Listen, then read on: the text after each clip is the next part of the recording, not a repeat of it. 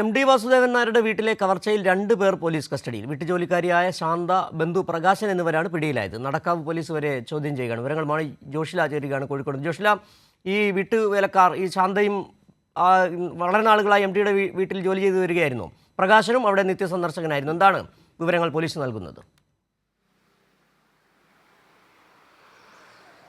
സിജു, കൃത്യമായും നേരത്തെ സിജു സൂചിപ്പിച്ചതുപോലെ തന്നെ വീട്ടുജോലിക്കാരിയായ ശാന്തയെയും അതുപോലെ തന്നെ ഇവരുടെ ബന്ധു പ്രകാശനെയുമാണ് പോലീസ് കസ്റ്റഡിയിലെടുത്ത് ചോദ്യം ചെയ്തു വരുന്നത്.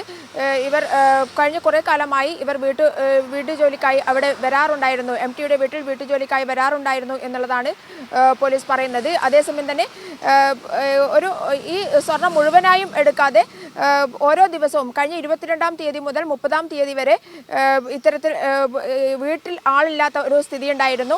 ബാങ്ക് ലോക്കറിൽ നിന്നും എടുത്ത സ്വർണം വീട്ടിൽ സൂക്ഷിച്ചിട്ടുണ്ടായിരുന്നു. അത് മറ്റൊരു അക്കൗണ്ട് നമ്പർ എടുത്ത് വീണ്ടും ബാങ്ക് ലോക്കറിലേക്ക് തന്നെ വെക്കാനുള്ള ഒരു സാഹചര്യത്തിലാണ്. അതിനിടയിലുള്ള ദിവസങ്ങളിൽ ഓരോ ദിവസമായി ഇതിൽ നിന്നും കുറച്ച് സ്വർണം എടുത്തു മാറ്റി എന്നുള്ളതാണ് പോലീസിന്റെ നിഗമനം. എന്തായാലും ശാന്തയെയും ബന്ധുപ്രകാശനെയും ഇപ്പോൾ ചോദ്യം ചെയ്തു വരികയാണ്.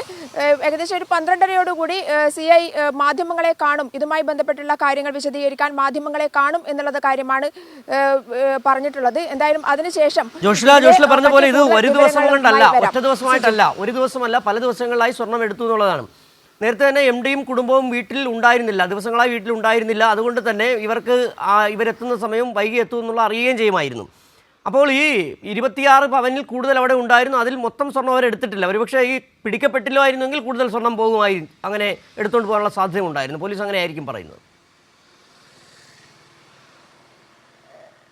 സിജു, ഇതുവരെ അറിഞ്ഞ വിവരം അനുസരിച്ച് 26 പവൻ സ്വർണം മോഷണം പോയി എന്നുള്ളതാണ്. ഇതാണ് എം.ടിയുടെ ഭാര്യ സരസ്വതി പോലീസിൽ നൽകിയ പരാതി. അതുവരെ ഉണ്ടായിരുന്ന സ്വർണം പോയത് വീട്ടുകാർ അറിഞ്ഞില്ല എന്നുള്ളതാണ്. കുറച്ച് സ്വർണമായി എടുത്തതുകൊണ്ട് ഇതിൽ നിന്നും സ്വർണം പോകുന്നത് വീട്ടുകാർ അറിഞ്ഞില്ല എന്നുള്ളതാണ്.